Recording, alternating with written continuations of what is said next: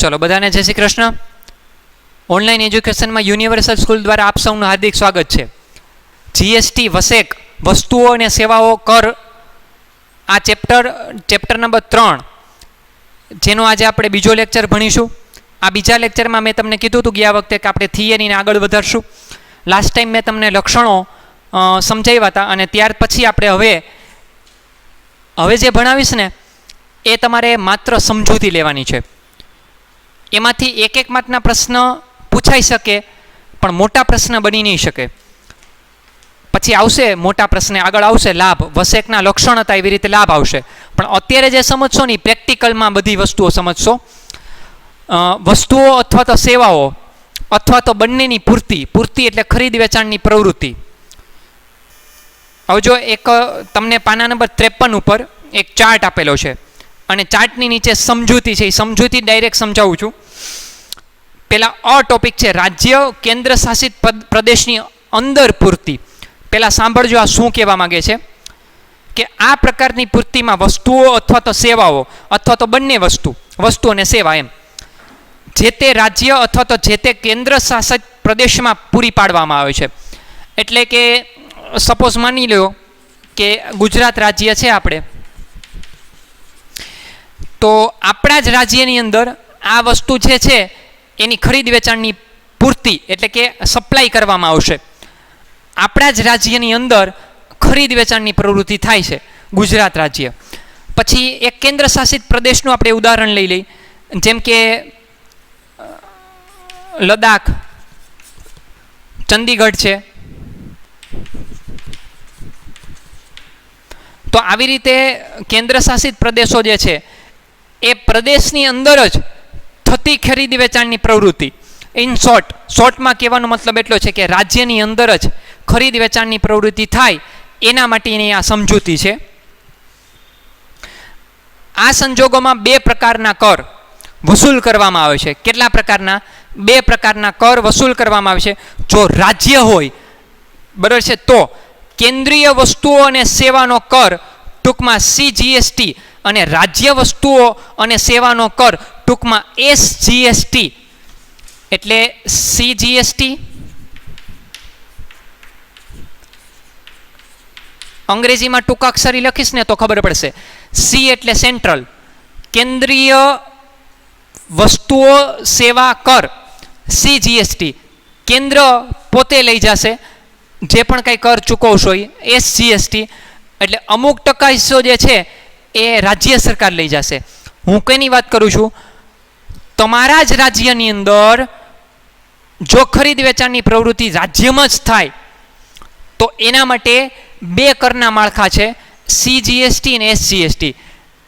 Suppose માની લ્યો કે 18% સ્લેબ છે કોઈ વસ્તુ ઉપર કે સેવા ઉપર, તો 18%માંથી 9% CGST લાગશે અને 9% SGST એટલે કે અડધું કરનું માળખું જે છે એ કેન્દ્ર સરકાર પાસે વહી જશે અને અડધું કરનું માળખું જે છે એ રાજ્ય સરકાર પોતે રાખશે પોતાની પાસે। કેની વાત થાય છે? રાજ્યમાં જ એની ખરીદ વેચાણની પ્રવૃત્તિ થતી હોય તો એવી રીતે આ કેન્દ્ર શાસિત પ્રદેશ। ચલો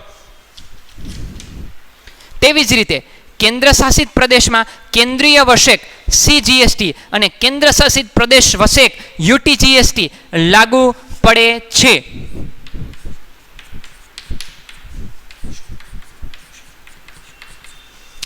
CGST એટલે આમાંય સેમ પ્રોસેસ, ખાલી ફેર એટલો પડે 18%નો કોઈ કરનું માળખું છે તો 9% CGST કેન્દ્ર લઈ જશે।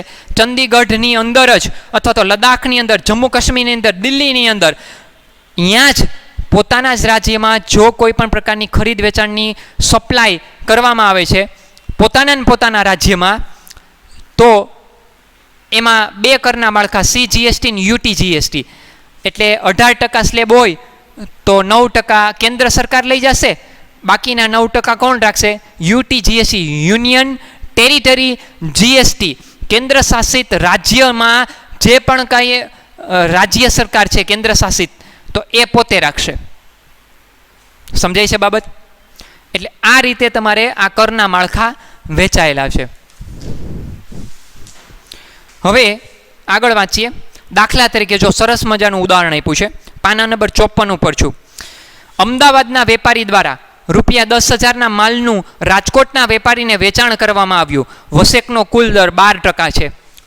મેં 18%નું ઉદાહરણ આપ્યું, તો આમાં 12%નું છે. ટકા હારે કાંઈ લેવા દેવા નથી. અમદાવાદમાં બેઠેલો એક વેપારી છે, એણે રાજકોટના વેપારીને ₹10,000 માલનું વેચાણ કર્યું. વસેકનો કુલ દર 12% હતો. તો અહીં 10,000ના 12% લેખે ₹1200 વસેક થાય. 10,000ના 12% કરો એટલે મોઢે થાય.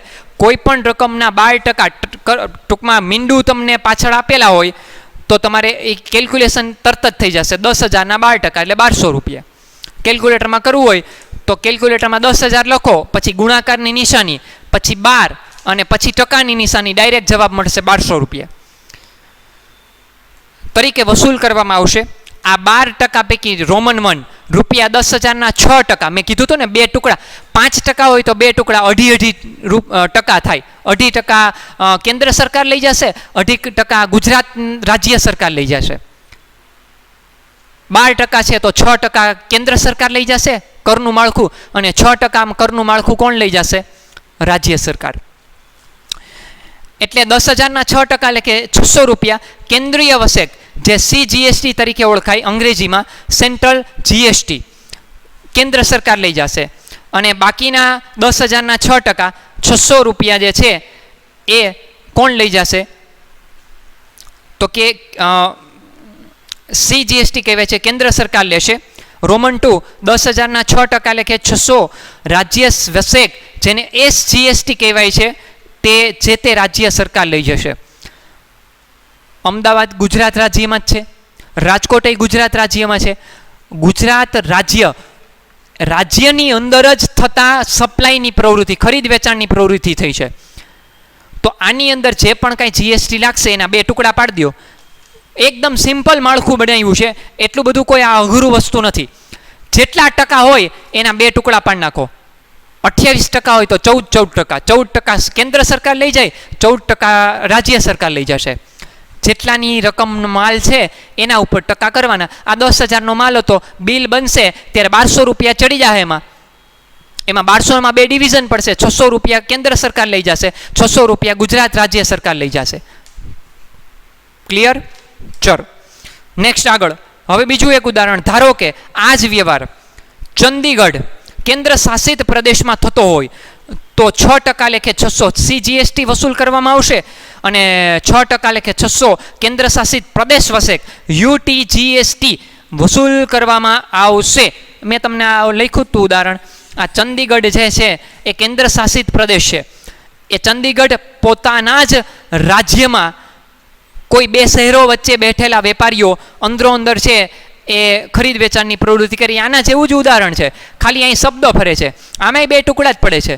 12%માંથી 6% CGST કેન્દ્ર સરકાર લઈ જશે, 6% જે તે કેન્દ્ર શાસિત પ્રદેશની રાજ્ય સરકાર લઈ જશે. દાખલા તરીકે દિલ્હીની અંદર જે છે કોઈ થતો વ્યવહાર છે, દિલ્હીમાં જ થાય, તો દિલ્હીમાં આપની સરકાર છે, કેજરીવાલ મિસ્ટર, બરાબર છે. તો એમની સરકાર જે છે એ 0.5% એમને જશે, 0.5% કેન્દ્ર સરકારને, દિલ્હી સરકારને, એટલે કેન્દ્રમાં દિલ્હી સરકાર છે પાછી, એટલે એને વહી જશે. રાઈટ? જ્યારે એક જ રાજ્ય કે કેન્દ્ર શાસિત પ્રદેશની અંદર વસ્તુઓ અથવા તો સેવાઓ અથવા બંને પૂરી પાડવામાં આવેલ હોય ત્યારે વસેક GSTની રકમ કેન્દ્રીય વસેક અને રાજ્ય વસેક કેન્દ્ર શાસિત પ્રદેશ વસેક તરીકે કેન્દ્ર અને રાજ્ય કેન્દ્ર શાસિત પ્રદેશ વચ્ચે સરખે હિસ્સે વેચી દેવામાં આવે છે.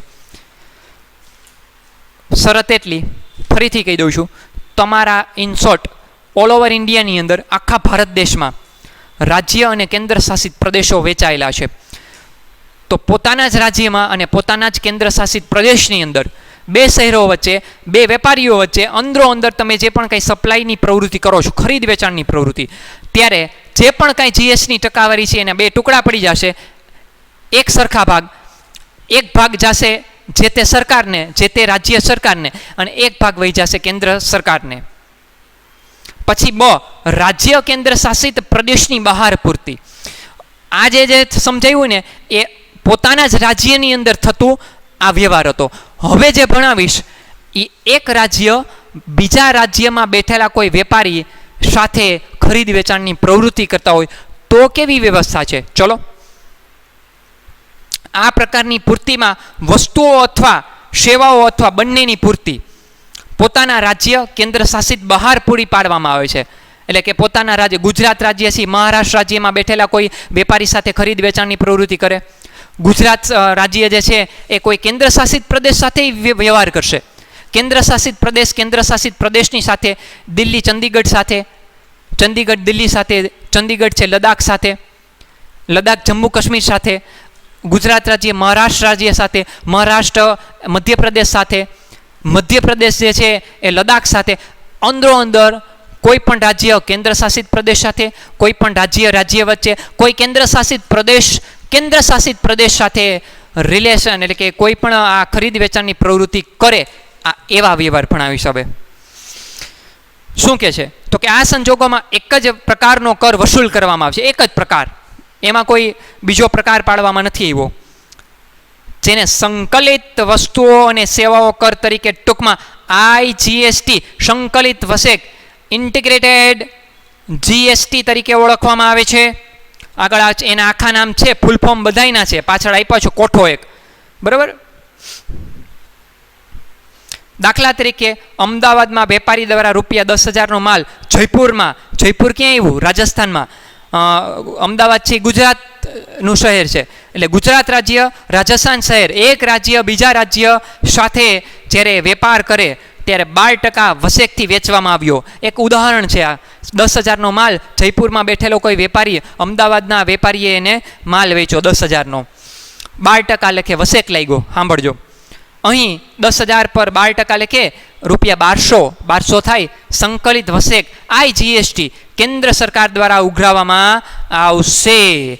IGST integrated goods and services tax. એને એક જ માળખું. આમાં કેમ બે ડિવિઝન પડતા હતા, આમ બે ભાગલા પડતા ને.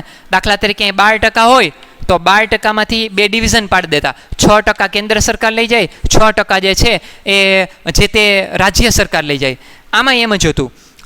પણ અહીંયા કેવો વ્યવહાર છે, આપણે જે ભણીએ છીએ એ એક રાજ્ય બીજા રાજ્યની સાથે, એક કેન્દ્ર શાસિત પ્રદેશ કોઈ રાજ્ય સાથે, કોઈ રાજ્ય કેન્દ્ર શાસિત પ્રદેશ સાથે, કોઈ કેન્દ્ર શાસિત પ્રદેશ ટૂંકમાં ઇન શોર્ટ એક રાજ્ય બીજા રાજ્ય સાથે, ટૂંકમાં યાદ રાખવું હોય તો આવું યાદ રખાય. કોઈ પણ પ્રકારની ખરીદ વેચાણની પ્રવૃત્તિ કરે તો એમાં કોઈ બે ડિવિઝન નહીં પડે, કારણ કે તમે તમારા રાજ્યની બહાર ખરીદ વેચાણની પ્રવૃત્તિ માટે ગયા છો.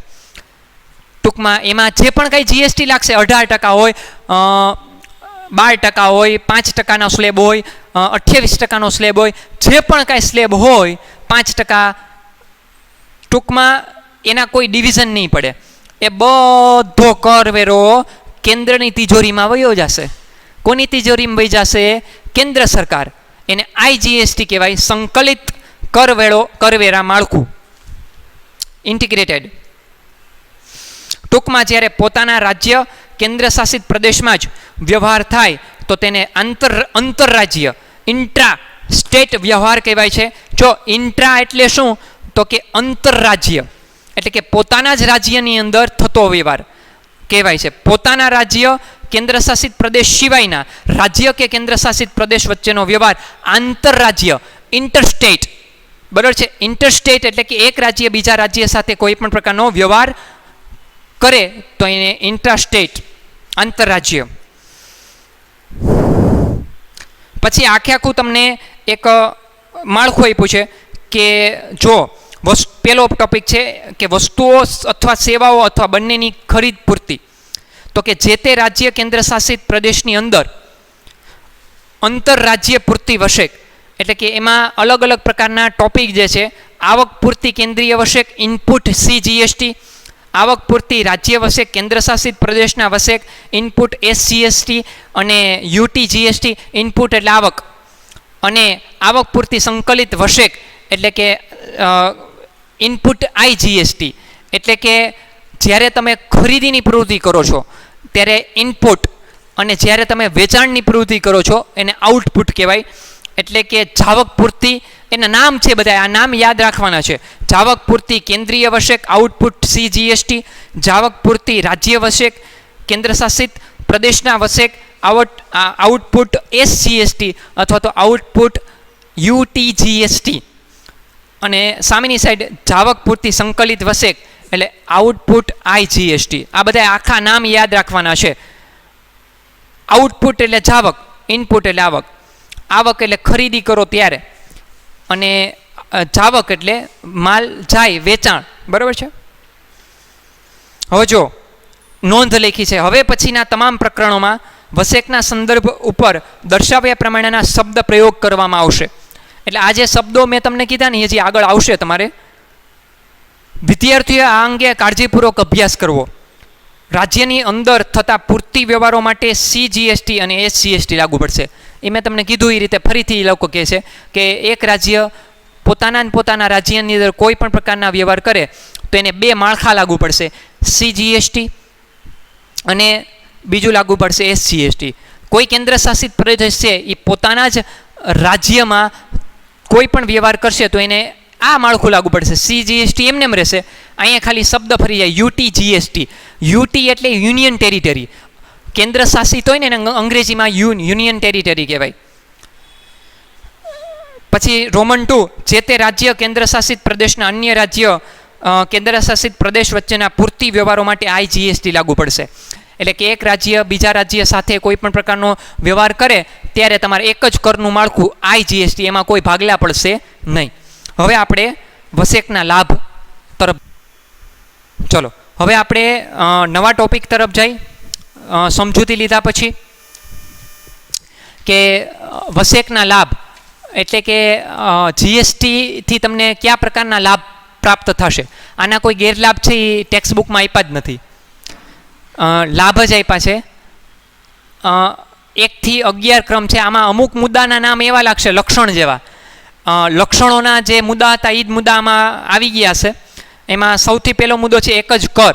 એ મુદ્દો તમારે આવ્યો જ તો લક્ષણમાં. મેં તમને કીધું કે સરકારે, કેન્દ્ર સરકાર અને રાજ્ય સરકારના વિવિધ પરોક્ષ કરના સ્થાને એક જ કરની વ્યવસ્થા ઊભી કરવામાં આવી છે.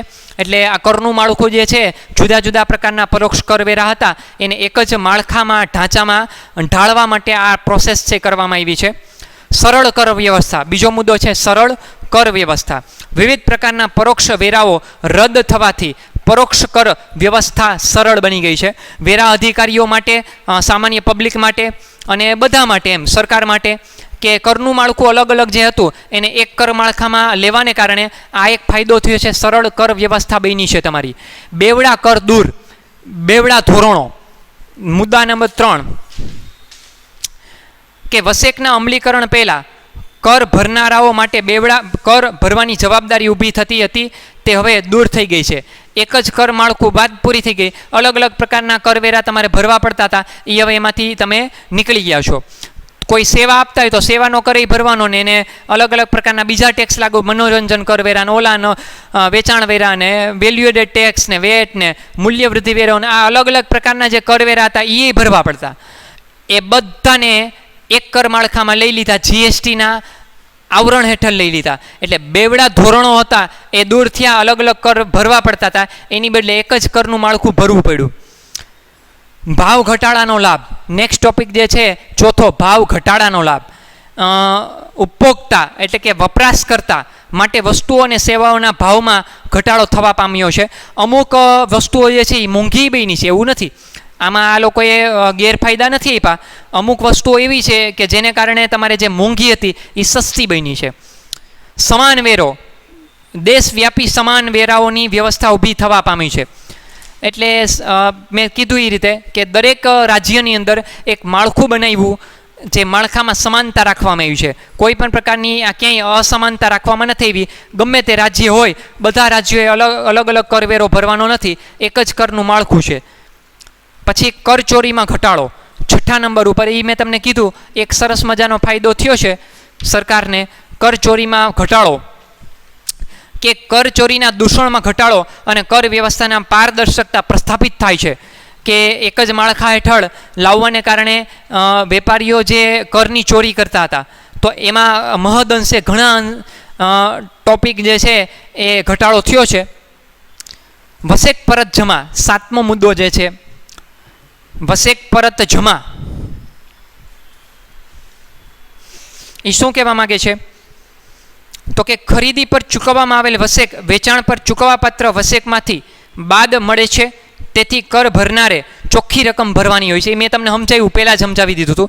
30 રૂપિયા 10 રૂપિયાવાળું ઉદાહરણ આપ્યું હતું મેં તમને, કે હું માલની ખરીદી કરતી વખતે 10 રૂપિયા ચૂકવું છું વસેક 100 રૂપિયા જીએસટી, અને માલનું વેચાણ કરું છું ત્યારે સામેની વ્યક્તિ પાસેથી ગ્રાહક પાસેથી 30 રૂપિયા વસૂલ કરું છું વસેક. તો 10 રૂપિયા મેં જે ભર્યો ચૂકવો અને 30 રૂપિયા મેં મેળવા, એ બે વચ્ચેનો ગેપ એ સરકારને પે થશે, એટલે બે વચ્ચેનો ગેપ 20 રૂપિયા. એટલે ઓલો પરત જમા 30 રૂપિયામાંથી 10 મારે પરત લેવાના છે, કાં તો કે એ ચૂકવેલ રકમ છે. ઓલી 30 રૂપિયા મળી, 30માંથી 10 પરત જમા લઉં, અને પછી બાકીની વચ્ચેની જે રકમ છે એ સરકારને પે કરવાની 20 રૂપિયા. રાઈટ. અર્થતંત્રમાં ઉપયોગી મુદ્દા નંબર 8. અર્થતંત્રમાં ઉપયોગી સહેલા મુદ્દા છે, એટલા બધા કંઈ અઘરા નથી, લીટી પોઈન્ટ સ્વરૂપે છે, મુદ્દાસર છે, પણ એક એક લીટીના જ છે મુદ્દા. અર્થતંત્રમાં ઉપયોગી અર્થવ્યવસ્થામાં મજબૂતાઈ પ્રાપ્ત થઈ છે જ્યારે દેશની અંદર, અથવા તો આપણે ઘરનું ઉદાહરણ લ્યો કે ઘરની અંદર કોઈ પણ પ્રકારનો નવો નિર્ણય લ્યો ને, તો એ નિર્ણય આપણા ઘરના કોઈ વડીલો દ્વારા લેવાનો હોય છે. તો ઘણી વખત આપણને એવું થાય કે આ નિર્ણય આપણને મજા ન આવી, પણ કોઈ નિર્ણયો જે છે એ લાંબા ગાળે હંમેશા ફાયદાકારક થતો હોય છે. એના પડઘા જે હોય ને એ તમને અત્યારે જોવા ન મળે. એનો ફાયદો જે છે એ લોંગ ટર્મ, લાંબા સમયે તમને એનો ફાયદો જોવા મળશે. એટલે કોઈ પણ પ્રકારના સારા નિર્ણય જે લેવાય એ શરૂઆતમાં હંમેશા હોય ને બહુ અઘરા લાગે, કઠિન લાગે. અને કઠિન કોને લાગે? વેપારીઓને વધારે કઠિન લાગ્યા, કર ભરવા પડ્યા એટલા માટે. પણ એ ખબર નથી તમને કે પૈસો ફરી ફરીને તમારી પાસે જ આવશે. આપણે દેશની અંદર સારામાં સારી વ્યવસ્થા જોઈ છે. આપણે ભારત દેશની અંદર આવું વારે ઘડીએ બોલીએ છીએ કે અહીં રસ્તા સારા નથી ને અહીંયા સુવિધા સારી નથી ને આરોગ્યની સેવા, પણ એના જે દોષી છો એ આપણે જ છીએ બધાય. શું કામ? વિદેશની અંદર શા માટે બધી ફેસિલિટી મળે છે? કારણ કે વિદેશના નાગરિકો જે પણ કાંઈ આવક કરે ને એમાંથી ઓટોમેટિક તમારો કર છે એ કપાઈને સીધી સરકાર પાસે જ વહી જાય. પછી તમારે વધારે કર ભરાઈ ગયો હોય તો રિફંડ તમે પ્રાપ્ત કરી શકો. પણ તમારા ખીચામાં પૈસા આવ્યા, કોઈ પણ જગ્યાએથી આવક પ્રાપ્ત થઈ, એટલે એમાંથી કર કપાઈ જ જશે. જ્યારે આપણા દેશની અંદર જે આ માળખું એકદમ રીતે મજબૂતાઈ સુધી પહોંચ્યું નથી. જ્યારે મજબૂતાઈ સુધી પહોંચે ને ત્યારે સરકારને યોગ્ય રીતે ટેક્સ પ્રાપ્ત થાય અને એ પૈસા ફરીને જ આપણને મળવાના છે. આરોગ્યની સુવિધા, શિક્ષણની સુવિધા, રોડ રસ્તા, એ બધી ફેસિલિટી મળશે. અને દેશની અંદર વિકાસ તો ચાલુ જ રહેવાનો છે. પણ વિકાસને વેગવંતો બનાવવો હોય ને તો ટેક્સના માળખાને પ્રબળ બનાવવો પડશે. એ એક આપણી એક જવાબદારી છે, નૈતિક જવાબદારી છે આપણી. તો જે પણ કાંઈ ટેક્સ ભરો છો એ તમે સરકારને પે કરો છો, એ ફરીને આપણી પાસે પાછો આવવાનો છે. એટલે અર્થતંત્રને વેગવંતું બનાવી શકાય છે. 9મો ટોપિક, સમાન પ્રાદેશિક વિકાસ. રાજ્યોનો સમાન વિકાસ થવા પામશે, પ્રાદેશિક અસમાનતા ઘટશે. અલગ અલગ રાજ્યો હતા, દરેક રાજ્યોમાં પોતપોતાના અલગ અલગ માળખા હતા. ગુજરાત રાજ્ય હોય તો વેચાણ વેરાના દર અલગ, મહારાષ્ટ્ર રાજ્ય હોય તો વેચાણ વેરાના દર અલગ, પોતપોતાની રીતે મન ફાવે એવા કરના માળખા રાખ્યા હતા. સમગ્ર દેશમાં સમાનતાનું ધોરણ લાવે અને અસમાનતાને દૂર થાય, બધા લોકોને એક સમાન વસ્તુ એક સરખી કિંમતે પ્રાપ્ત થાય, એટલા માટે જ આ વસ્તુ જે છે એ સરકાર લાવી છે, સમાન પ્રાદેશિક વિકાસ. દરેક પ્રદેશ, દરેક રાજ્યના લોકોનો સમાન વિકાસ થાય એટલા માટે. વહીવટી કામગીરીમાં ઘટાડો. એને પછીનો 10મો મુદ્દો છે વહીવટી કામગીરીમાં ઘટાડો. મેં તમને કીધું જ કે અલગ અલગ પ્રકારના ફ્રન્ટ પેજ ઉપર જ તમને ચેપ્ટર ચાલુ થયું, અહીંયા માળખા તમને બતાવ્યા. જુદા જુદા પ્રકારના કરના માળખા હતા. પરોક્ષ કર અમુક કેન્દ્ર સરકાર ઉઘરાવે ને અમુક રાજ્ય સરકાર ઉઘરાવે, એ બધાય માળખા નીકળી ગયા. તો વેરા વસૂલ કરતા અધિકારીઓ, કરવેરા વસૂલ કરતા અધિકારીઓ માટે શું ફાયદો થયો? ફાયદો એ થયો કે એને સમજવામાં સરળ થઈ અને એની કામગીરીમાં પણ ઘટાડો આવ્યો. એની જે વહીવટી કામગીરી હતી એની ઘટી ગઈ. બરાબર? એટલે કર ભરનારની હિસાબી કામગીરીમાં, હા, કર ભરવાવાળા છે એની કામગીરીમાં પણ ઘટાડો થયો છે. રાઈટ? સરકારી કામગીરીમાં ઘટાડો, કરવેરા ઓફિસની કામગીરીમાં પણ ઘટાડો થયો છે. એ મેં કીધું એ રીતે આ બે ટોપિક જે છે એ બંને પક્ષે લાગુ પડે છે. આપણે પ્રજા તરીકે, વેપારીઓ તરીકે આપણે પણ કામગીરી ઓછી થઈ, સામે પક્ષે વસૂલ કરનાર, વેરા વસૂલ કરનાર અધિકારીઓ એમની વહીવટી કામગીરીમાં પણ ઘટાડો થયો છે. રાઈટ. આ અલગ અલગ પ્રકારના આ લાભ જે છે એ આપણે ભણ્યા. હવે આપણે આગળ જો વસ્તુઓ અને સેવાના કરના રેટ ઓફ જીએસટી દર આપ્યા છે. હવે એ દર જે છે, જ્યારે પુસ્તક છપાણું હોય ને ત્યારે સરકારે જે ટૂંકમાં કરના માળખા નક્કી કર્યા હતા એ કરના માળખામાં છાપીને મૂક્યા હોય. એટલે હું તમને અત્યારે કરના માળખા જે ભણાવું એ ક્યાંય તમને પૂછાશે નહીં. કરના માળખા ક્યાંય પરીક્ષામાં પૂછાય નહીં તમને. એક તમારી સમજૂતી, પ્રેક્ટિકલ જ્ઞાનમાં વધારો થશે. તો તમને પ્રોજેક્ટ સ્વરૂપે કામગીરી સોંપી દઉં છું અત્યારે જ, કે તમે ગૂગલમાં સર્ચ કરજો અને જીએસટીના રેટ ઓફ જીએસટી એવું લખશો ને એટલે તમને બધી માહિતી મળશે. કઈ વસ્તુઓ અને સેવાઓ ઉપર કેટલા પ્રકારના દર અત્યારે લાગુ પડે છે એ તમારે નક્કી કરવાના, એ જોવાના છે તમારે. અને લખજો, પેપર વર્ક કરજો પ્રોજેક્ટ સ્વરૂપે, જેથી કરીને તમને ખબર પડે કે અત્યારે કઈ વસ્તુઓ અને સેવાઓ ઉપર કેટલા ટકા સરકારે જીએસટીના દર રાખેલા છે. એટલે એ માળખું જ્યારે ઘડતર થયું ત્યારે જો પરિશિષ્ટ 1 થી 6 એમાં ફાળવવામાં આવ્યા હતા. 1 થી 6 માળખા છે, 5%, 12%, 18%, 28%, 3% અને 0.25%. આ રીતે કરના માળખા રાખ્યા હતા. રાઈટ. પછી હવે ડાયરેક્ટલી હું સીધો પારિભાષિક શબ્દો ઉપર વયો જાઉં છું. પારિભાષિક શબ્દો જે છે, પાના નંબર તમને આપ્યા છે 55. આ પાકું કરવું મહત્વનું છે, એ ફરજિયાત રહેશે તમારે. 55મા પેજ ઉપર એના આખા નામ ગુજરાતીમાં અને અંગ્રેજીમાં આપ્યા છે, એ તમારે યાદ રાખવાના છે. જો સૌથી પહેલો શબ્દ છે પૂર્તિ, ખરીદ વેચાણ, સપ્લાય જેને કહેવાય. મેં તમને અગાઉ ક્યારનો કહું છું, પરચેસ અને સેલ્સ, ખરીદ વેચાણની પ્રવૃત્તિ. પછી કે આવક પૂર્તિ કેન્દ્રીય વશેક, આવક પૂર્તિ કેન્દ્રીય વશેક, કેન્દ્રીય એટલે સી, સેન્ટ્રલનો સી લીધો. ઇનપુટ એટલે આવક, સેન્ટ્રલ જીએસટી, કેન્દ્રીય વશેક ગુજરાતીમાં, સી એટલે કેન્દ્ર, બરાબર છે, સેન્ટ્રલ.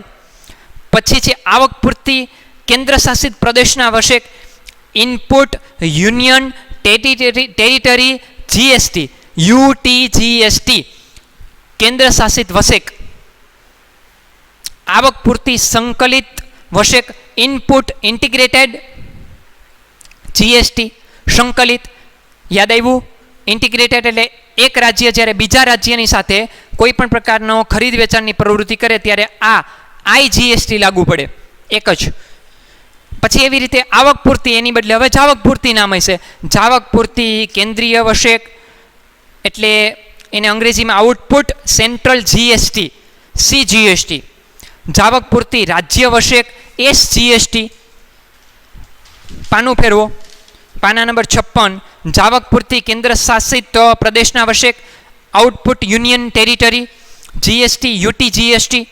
જાવક પૂર્તિ સંકલિત વશેક, output integrated GST.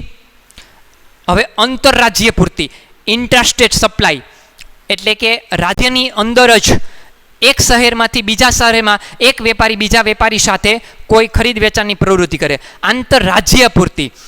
Interstate supply, બરાબર છે, એટલે એક રાજ્ય બીજા રાજ્યમાં કોઈ સપ્લાય ખરીદ વેચાણની પ્રવૃત્તિ કરે. આ બધા એના પારિભાષિક શબ્દો ગુજરાતી, અંગ્રેજી અને ટૂંકાક્ષરી અંગ્રેજી શબ્દો સાથે આપેલા છે. આ પાકા કરજો. પછી સ્વાધ્યાયની અંદર આપેલા VSQ MCQ પણ પાકા કરજો. રાઈટ. તો અહીંયા આ પ્રકરણ સંપૂર્ણ રીતે પૂરું થાય છે. આ પ્રકરણમાં બહુ કંઈ એટલું બધું ખાસ હતું નહીં. પારિભાષિક શબ્દો તમારે પાકા કરવા પડશે અને ક્યારે શું લાગુ પડે ને એ મેં તમને સમજાવ્યું છે, એ તમારે સમજવાનું છે. રાઈટ. ક્યારે કયો જીએસટી લાગુ પડે, આઈજીએસટી ક્યારે લાગુ પડે, સીજીએસટી ક્યારે લાગુ પડે, એસજીએસટી ક્યારે લાગુ પડે અને યુટીજીએસટી ક્યારે લાગુ પડે. ક્લિયર? અહીંયા સુધી રાખીએ છીએ આજનો દિવસ. આવતા લેક્ચરથી તમારે હવે નવા પ્રકરણ તરફ જવાનું છે. બહુ ઇમ્પોર્ટન્ટ ચેપ્ટર ચાલુ થઈ રહ્યું છે આવતા લેક્ચરથી. આમનોંધનું પ્રકરણ જે એકાઉન્ટની ભાષામાં બેઝિક લેવલનો ચેપ્ટર ગણવામાં આવે છે. ચોપડો બેઝિક લેવલનો પાયાનો ચોપડો ભણવાનો છે, આમનોંધ જર્નલ. અહીંયા સુધી રાખીએ છીએ આજનો દિવસ. બધાને જય શ્રી કૃષ્ણ.